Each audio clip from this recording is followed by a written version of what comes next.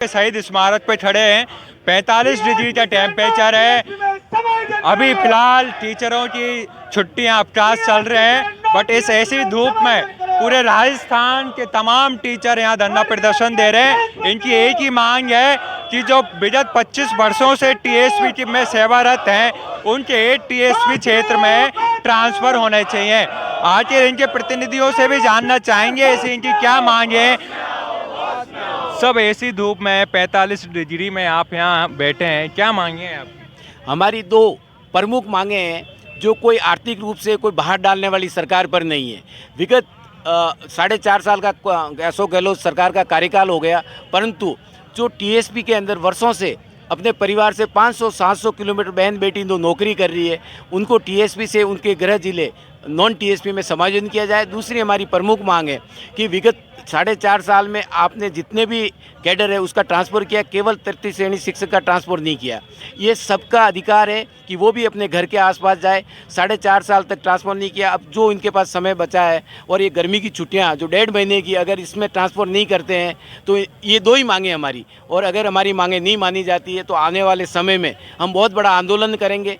और उसी का कारण है कि सरकार अनसुनी कर रही है, शिक्षकों को बांट रही है। आज हमारा धरना बहुत विस्तृत रूप से बहुत बड़े कैडर के रूप में था, तो कुछ को वार्ता के लिए बुलाया, किसको नहीं बुलाया, किसी को परमिशन दे दी, किसी को परमिशन नहीं दी।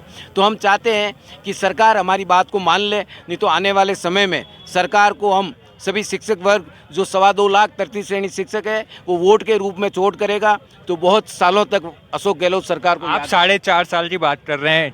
4.5 साल में आपने कभी मंत्री से या सीएम से सीएमआर में जन सुनवाई में बात की?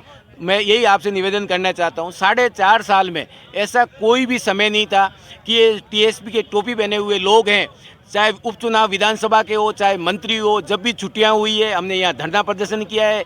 जितने भी शिक्षा मंत्री रहे, जितने भी मंत्री रहे, समय समय पर हमने हर रूप में ज्ञापन दिया है और उनको आगाह किया है कि तृतीय श्रेणी शिक्षकों के साथ न्याय किया जाए, परंतु केवल आश्वासन मिल रहे हैं और मजबूर होकर हमें यहाँ धरना प्रदर्शन करना पड़ा है, जो सरकार अनसुनी कर रही है। इस मांग को लेकर आपका क्या कहना है? तृतीय श्रेणी शिक्षकों के साथ सरकार सौतेला व्यवहार कर रही है।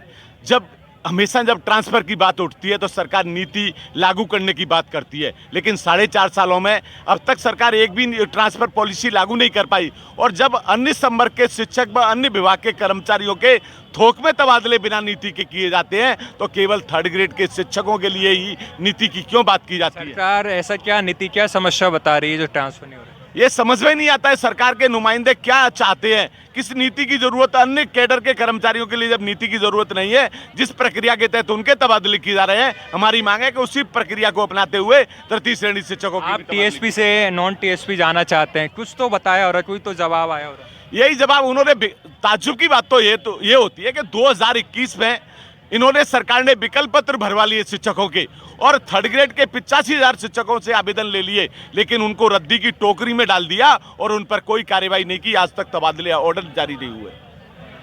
हाल ही में अभी चुनाव आने वाले हैं, जिस तरह से आप शिक्षा मंत्री से भी मिले हैं, सचिवों से मिले हैं, क्या जवाब रहा, क्या समस्या बोल रहे हैं वो? उनका केवल एक ही जवाब है, ट्रांसफ़र के लिए नीति बनाई जाएगी, नीति बनाई जाएगी। तो अब तक क्यों नीति नहीं बनी गई?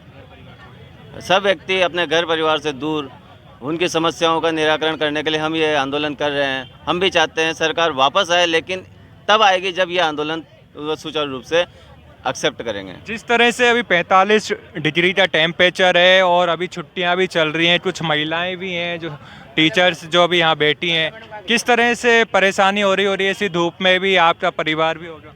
हाँ सर, मुझे 15 साल सर टीएसपी इलाके में हो गए और मतलब इतनी दुखद घटनाएं मेरे परिवार में 3 साल में हो चुकी। टीएसपी में किस जिले में थे? डूंगरपुर, प्रतापगढ़ सर, प्रतापगढ़ में।